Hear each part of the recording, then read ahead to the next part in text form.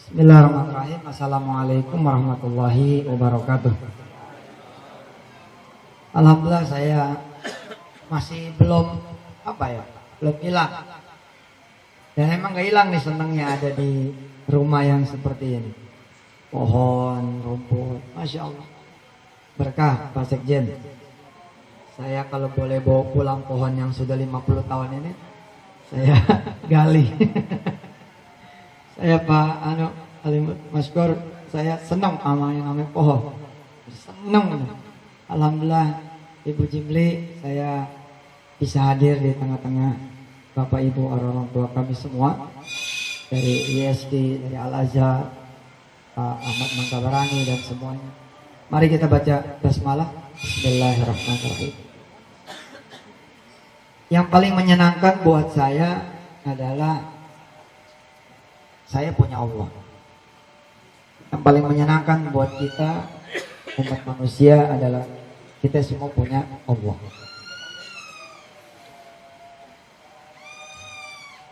Sungguh luar biasa gitu ya. Buat siapa orang yang kemudian memang benar-benar bertuhan Allah. Saya dan kita suka tergagap-gagap gitu. Menyandarkan segala sesuatunya kepada selain Allah. Akhirnya kita tidak menemukan keajaiban. Tidak ada keajaiban karena memang kita tidak bertuhan. Kalimat kita lah yang mengatakan kita bertuhan Allah. Tapi ketika bertemu kemudian dengan case by case, ketika ketemu dengan problem by problem, ketika ketemu dengan hajat demi hajat, kelihatan bahwa emang ternyata Tuhan kita belum sepenuhnya Allah Jalla Jalaluhu. Ada kisah yang paling saya senang Pak Sekjen, kisah Nabi Musa. Senang sekali. Ketika kemudian Musa dan ratusan ribu pengikutnya ada di tepian laut. Udah gak ada jalan keluar, no way out. Gak ada jalan keluar. Tidak ada kelihatan jalan selamat. Firaun dengan tentaranya udah kelihatan.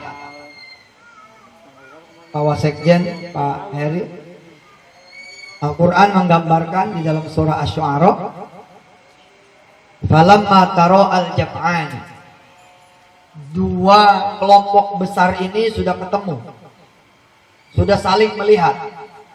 Fir'aun dengan tentaranya, the best army in the world at the time, itu sudah melihat Musa dan pengikutnya. Dan Musa dengan the weakness ummah saat itu, the lemahus ya, the lemahus umat yang paling lemah, lemahus, paling lemah. Ya.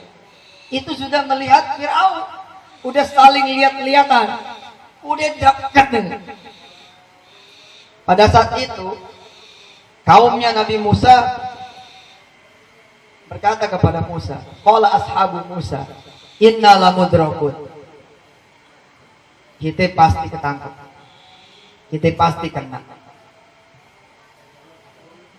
Kita pasti tenggelam.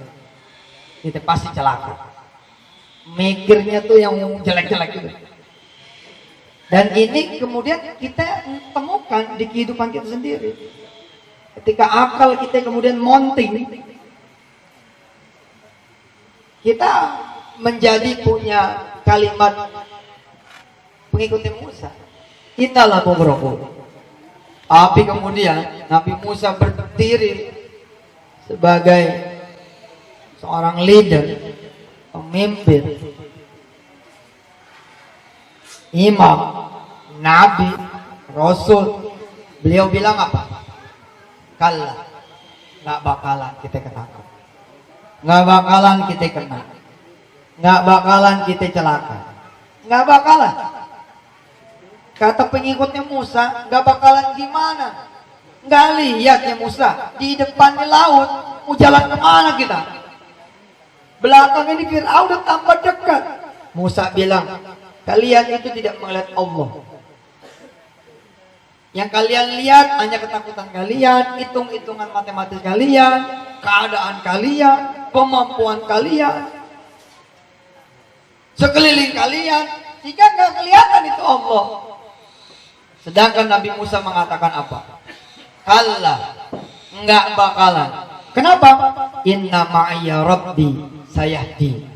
Karena Allah bersama kita. Kalimat ini yang mahal.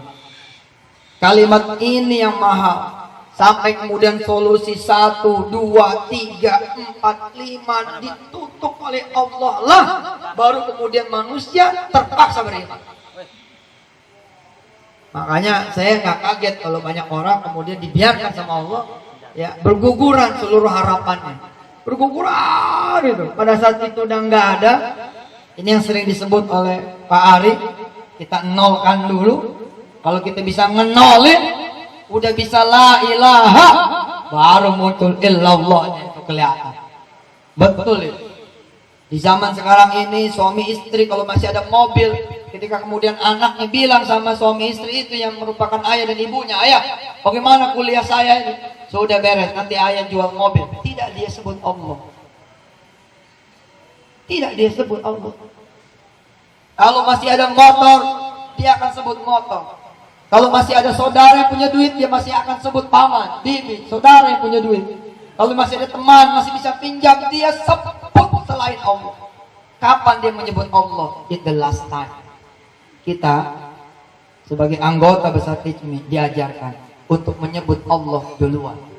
Sabbihisma rabbikal a'la. Sebutlah dulu nama Tuhanmu itu. Sabbihisma rabbikal a'la. Jangan menyebut yang lain. Bukan sabbihisma duital a'la. Sabbihisma dagangan a'la. Nanti kalau dagangan Bapak udah laku, Bapak bisa memberangkatkan kamu kemana kamu suka. Nanti kalau tanah kita sudah laku, kita akan pergi umroh. Nanti kalau rumah kita sudah kejual, kita akan pergi haji. Gak benar. Sabbihisma rabbikal a'la. Dan bahkan tidak ada setelahnya. Tidak ada Allah dulu baru kemudian mobil. Tidak ada sebenarnya. Maka kemudian saya memperkenalkan kalimat syukur. Sederhana kalimatnya, Allah dulu, Allah lagi, Allah terus. Allah dulu, Allah lagi, Allah terus. Subhanallah. Ayah, ibu dengar anaknya. Ayah, bagaimana ini daftar ulang? Mungkin nggak saya terusin ini kuliah? Kenapa nggak mungkin? Ada Allah, harusnya begitu. Ada mobil, ada mas kawin, ada deposito, tidak usah disebut karena tidak akan laku bila kemudian Allah tidak mengizinkan anak kita kuliah.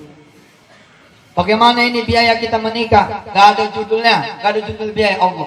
Selamat datang buat Pak Ketua kita. Alhamdulillah berarti teruji. Tadi diledekin sama Pak Sekjen.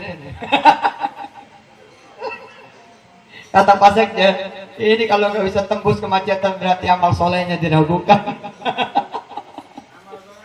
Pak,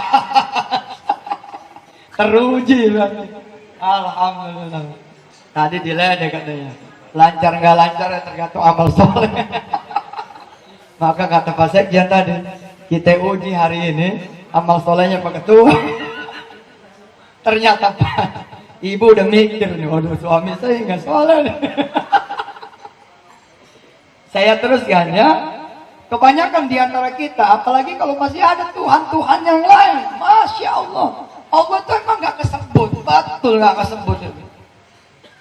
Enggak, itu gak kesebut.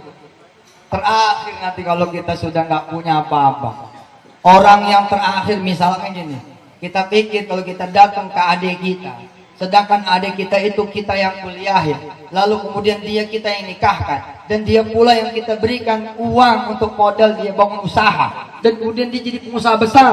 Biasanya Pak, kalau kemudian orang yang kita harapkan itu malah menutup pintunya, mencaci maki kita, menghina kita sebagai kakak yang terus-menerus memberatkan dia. Pada saat itu kita akan menyebut Allah dengan sebenar-benar sebutan. Ya Rabb, cuman Engkau memang harusnya dari dulu. Harusnya dari dulu. Maka saya ajarkan kepada teman-teman semua, kesulitan pangan ini tidak akan kita rasakan kalau Tuhan kita memang bukan duit, bukan pelaku pasar, bukan regulator. Gak ada urusan sama mereka semua. Mereka itu semua cuman alat. Mereka itu semua cuman alat. Kenapa harus daging tergantung sama pedagang? Kenapa harus kemudian kita sebut nama tengkulaknya? Kenapa harus kemudian kita sebut sistemnya? Tidak kita sebut Allah. Padahal kita sudah sepakat. Inna duha'a duha'uka. Wal baha'a baha'uka. Wal jamala jamaluka. Wal quwwata quwwatuka. Wal qudrata qudratuka. Wal ismata ismatuka. Harusnya wal pangana panganuka. Harusnya begitu. Turunan-turunannya wa inat dagingnya daging muka. Wa inat sayura sayuruka. Wa inna cabe wa tomata wa bawanga cabe uka tomatuka bawamuka. Kita ini suka salah, kita bilang ini daging naik harganya. Iya, karena situ mikirnya beli daging harus pakai duit. Padahal wa inna dagingnya daging muka, nggak ada urusan sama duit. Asli demi Allah nggak ada urusan. Nggak ada urusan, benar-benar nggak ada urusan. Kita sudah belajar kok inna duha'a duha'u. Kenapa jadi ketika daging tidak daginguk?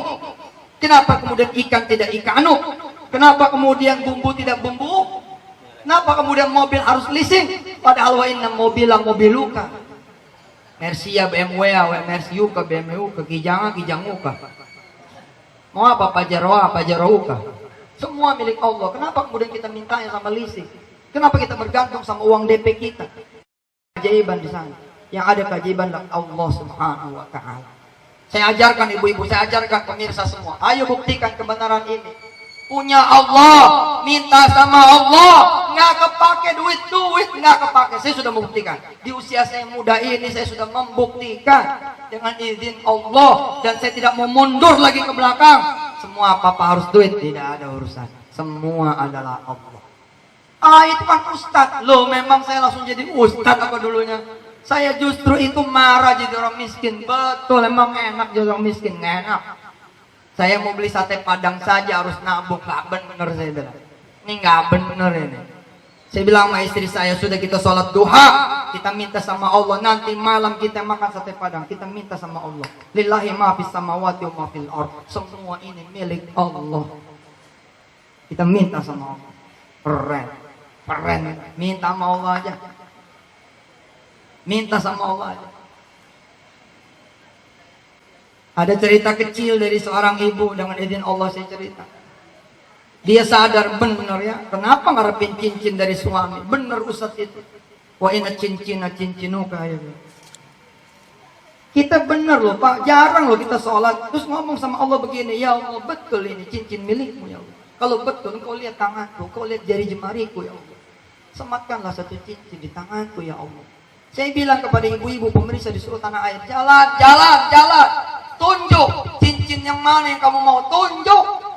Berangkat. Jalan, Omas, jalan.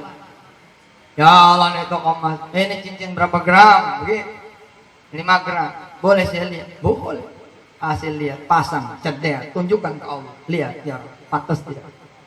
Bagus tidak? Kalau bagus, ya Rabb, kasih cincin ini untuk ini dilok. Saya belajar dari ibu saya zaman dulu.